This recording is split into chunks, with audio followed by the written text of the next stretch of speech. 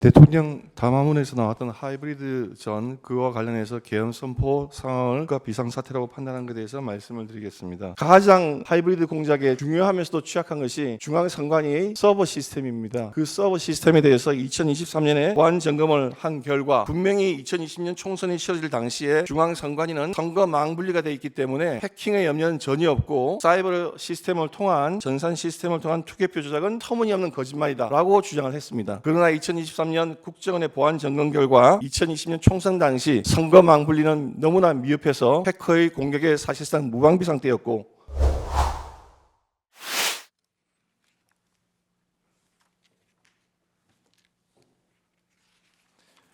대통령 담화문에서 나왔던 하이브리드 전 그와 관련해서 계엄 선포 상황을 국가 비상사태라고 판단한 것에 대해서 말씀을 드리겠습니다.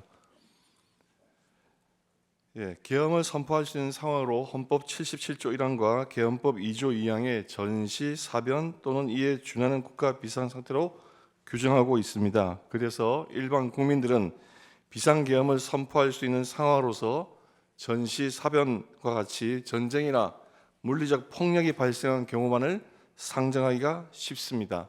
그러나 오늘날 헌정의 위기는 전쟁, 폭동과 같은 경성 위기뿐만 아니라 다양한 위기에서 연성 위기가 발생할 수 있습니다. 헌법과 국가를 수호해야 될 책임이 있는 대통령은 이러한 연성 위기에도 대응을 하고 이에 방어를 해야 될 책무가 있습니다. 방금 두 변호인께서 자세히 설명해 주셨지만 비록 전시사변은 아닐지라도 헌법 헌정 질서가 중대한 위기에 와 있다고 하는 것은 익히 알 수가 있습니다. 게다가 한국에서는 중국과 북한의 하이브리드전이 전개되고 있습니다. 이러한 상황에서 방금 보았듯이 국회의 탄핵 난발로 인한 행정부, 사법부, 헌재의 기능마비, 국익에 반하는 국회의 입법 독재, 재정적 부담이나 위헌성이 짙은 입법 폭주, 무분별한 예산 삭감으로 인한 정부의 정상적 작동 불능, 이런 상황에 비추어서 대통령은 국가 비상사태로 판단한 것입니다. 그러면 대통령께서 말씀하신 하이브리드전이 무엇인가에 대해서 한번 살펴보겠습니다. 하이브리드전은 정규전 이외의 비정규전, 테러, 심리전, 여론전, 인지전, 사이버전 등 동원 가능한 모든 수단을 전개 가능한 모든 영역에서 사용하여 치르는 전쟁을 말합니다. 이러한 하이브리드전은 재래식 전력과 경제력이 떨어지는 사회주의 국가나 일당 독재 국가들이 서구 진영의 자유민주주의 국가들을 상대로 하여 펼치고 있습니다. 자유민주주의 국가에는 표현의 자유가 있기 때문에 그 틈을 파고들어서 여론전, 심리전, 사이버전을 전개하기가 상당히 용이하고 반대로 자유민주주의 국가에서는 이것을 인식하고 방어하는 데 상당한 어려움이 있습니다. 러시아의 하이브리드전 이론의 대표자인 게라시모프라는 분은 하이브리드전이 6단계로 진행이 되는데 통상 4단계 정도 돼서 재래식 전쟁이 발발하게 되며 그러한 경우 상대 국가는 이미 하이브리드전의 전개로 인해서 국력이 쇠퇴하고 사회적인 분열과 갈등이 일어나서 재래식 전쟁 수행력이 대폭 약화된다고 하고 있습니다. 따라서 국가의 주권 및 국익을 지키기 위해서 정치인들과 국민들은 그 위험성을 인식하고 경계해야 할 것입니다. 전 세계에서 지금 가장 하이브리드전을 활발하게 펼치고 있는 나라는 중국입니다. 중국은 중국식 하이브리드전의 명칭을 초안전이라고 하고 있습니다. 사기에 나오는 초안전이 아니고 한계를 초월한다, 한계가 없다고 하는 의미에서 초안전입니다. 지금 중국이 세계 여러 나라에서 펼치고 있는 이러한 하이브리드전의 정치적 영향력 공작을 살펴보면 그들이 한국에서도 어떠한 일을 하고 있으리라는 것을 예상할 수 있으므로 한번 그 사례를 살펴보겠습니다. 중국은 2019년 및 2021년 캐나다 총선에 계획을 해서 최소 11명 이상의 친중 후보를 당선시켰습니다. 이 의혹이 처음 제기되었을 때 중국 당국은 터무니없다고 부인을 했지만 캐나다 정보 당국이 1년여에 걸쳐 조사 결과 공식적으로 이를 인정했습니다. 캐나다에는 많은 중국 교민과 기업과 유학생들이 있습니다. 그들을 이용해서 친중 후보에게 불법 자금을 지원하고 선거 운동을 도와주며 반대로 반중 후보에 대해서는 낙선 운동을 하고 흑색 선전을 유포하는 등으로 정치적 영향력 공작을 합니다.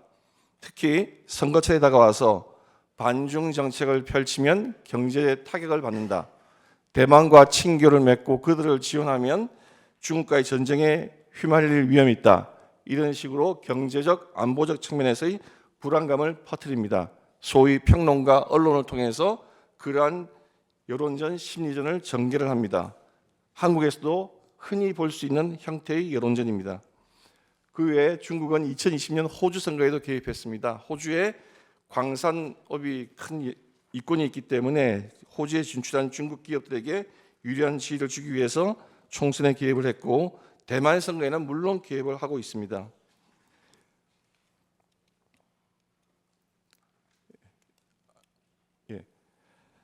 이러한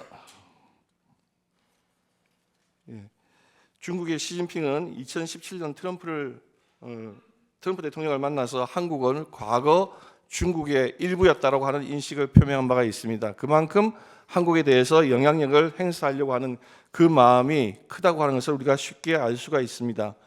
한국은 중국이 하이브리드전을 전개하기에 최적의 환경을 갖추고 있습니다. 정치인과 일반 국민들이 이 부분에 대해서 경각심이 거의 없습니다. 2024년 기준으로 한국에 있는 제한 외국인의 37%인 96만 명 정도가 중국인입니다. 또한 민주당의 민주연구원과 중국 공산당의 중앙당교는 교류 협약을 맺어서 친분이 있습니다.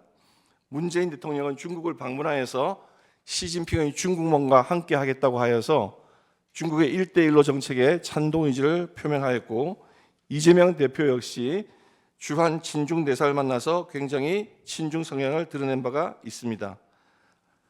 지금 전 세계에 공자학교가 많이 있었는데 그 공자학교가 중국의 정치적 영향력 공작의 통로가 된다고 해서 많은 나라들에서 폐쇄가 되고 있습니다. 그러나 한국은 아시아에서 가장 많은 23개가 있습니다.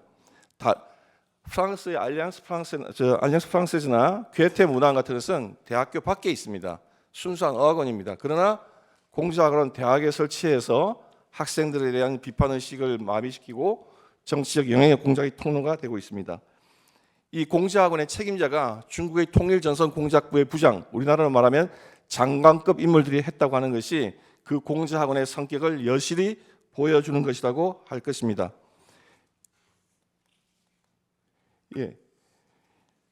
2023년에 바이든 대통령이 시진핑을 만나서 대만의 선거에 직접 노골적으로 개입하는 것에 대해서 경고를 했습니다. 그 다음에 중국은 전국인민정치협상회의라고 하는 정협의 주석을 맡고 있는 왕홍인이라는 인물이 개입 방식을 전면적 개입 방식에서 분산식 개입 방식으로 바꿨습니다. 그 분산식 개입 방법으로 중점을 옮겼는데 그것은 여론전, 심리전을 말하는 것입니다. 인터넷을 통한 여론 가짜 뉴스라든지 또는 흑색 선전이라든지 이런 걸 통해서 하는 그런 방식으로 중점을 바꾸었습니다.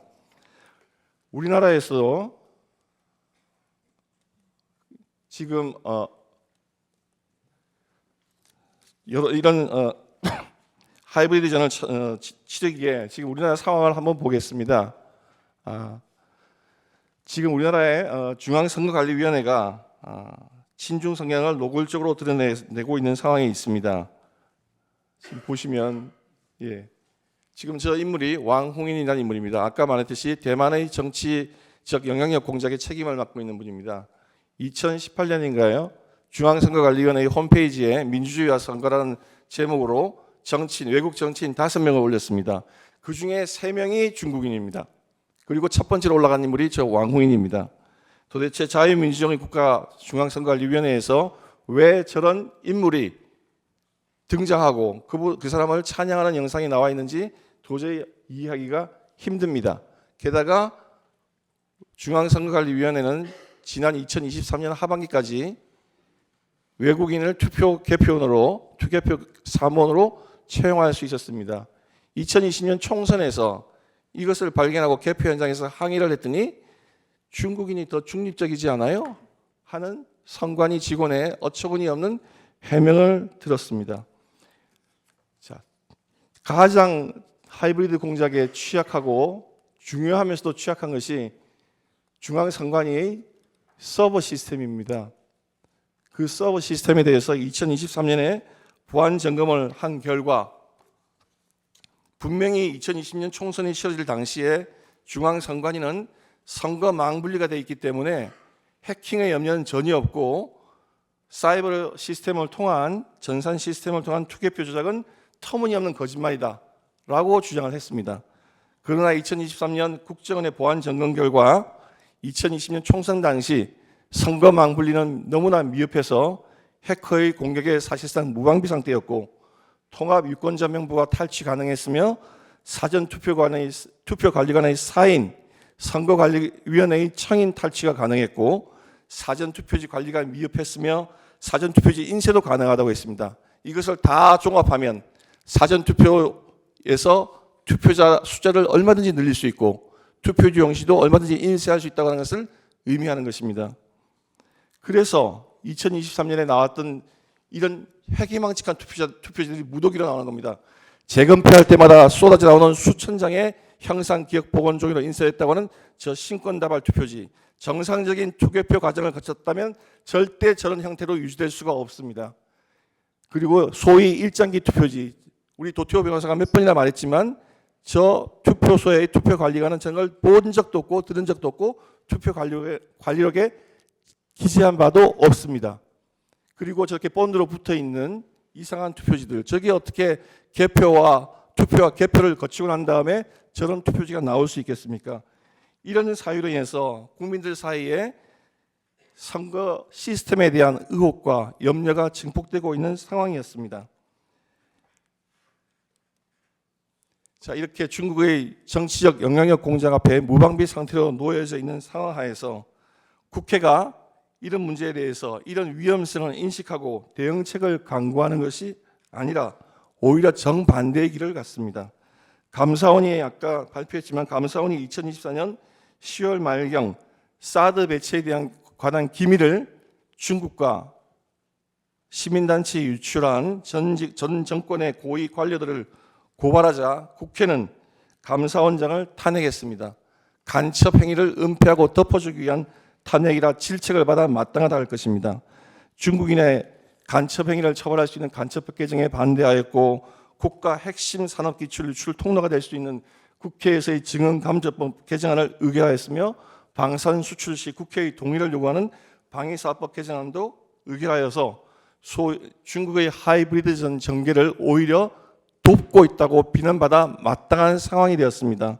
이런 상황에서 대통령인 피청구인은 거대 야당의 무차별 탄핵으로 인한 행정부, 사법부 기능마비, 무분별한 예산 삭감으로 인한 국방과 서민경제의 파탄, 마약 범죄 수사들의 심각한 차질, 국가 경제를 위협하는 위헌적인 입법 양산, 산업 경쟁력 제고를 위한 각종 입법의 무산 등으로 사실상 무정부 상태로 흘러가서 국가와 헌정의 위기가 오고 있다는 것을 절감했고 나아가 국가적 이익이 침탈당하고 있고 그것이 심지어 입법화, 제도화되고 되려는 위기에 있다는 것을 절감하게 되고 그 국민에게 이러한 상황을 직접 호소하고 국민들이 감시와 견제의 눈을 떠서 이러한 사태를 막아줄 것을 호소하기 위해서 비상계엄을 선포하게 된 것입니다.